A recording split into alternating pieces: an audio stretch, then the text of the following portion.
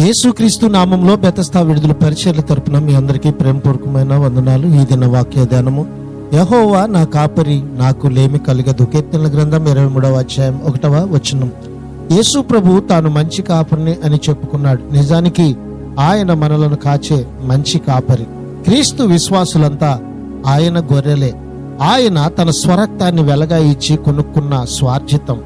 వారు క్రీస్తు స్వరాన్ని విని ఆయనలో నమ్మకం ఉంచి ఆయనను అనుసరిస్తూ ఉంటారు. ఆయనను వెంబడించే వారికి ఏమీ కూడా కొదువ లేకుండా అన్నీ ఇస్తాడన్నది మనము సందేహించలేని విషయం.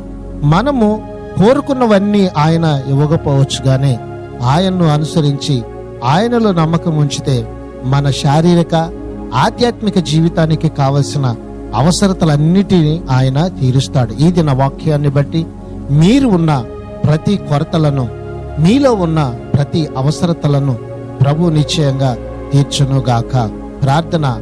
మంచి కాపరివైన మా మంచి యేసయ్య, మరొక నూతన దినాన్ని మాకిచ్చినందుకు నీకు వందనాలు, స్తోత్రాలు చెల్లిస్తూ, నీవు మాకు తోడుగా ఉండగా, నీవు మాకు మంచి కాపరివై నడిపిస్తూ ఉండగా, మా కొదువలన్నిటినీ తీర్చి మాకు ఉన్నతమైన ఆశీర్వాదాన్ని ఇస్తున్నందుకు నీకు వందనాలు చెల్లిస్తూ, ఈ దినాన్న ఈ ప్రజలందరి పక్షముగా నీవు తోడుగా ఉండి ఉన్నతమైన ఆశీర్వాదాన్ని దయచేయమని యేసు పరిశుద్ధ నామమును బట్టి ప్రార్థించి అడిగి వేడుకుంటున్నాం తండ్రి.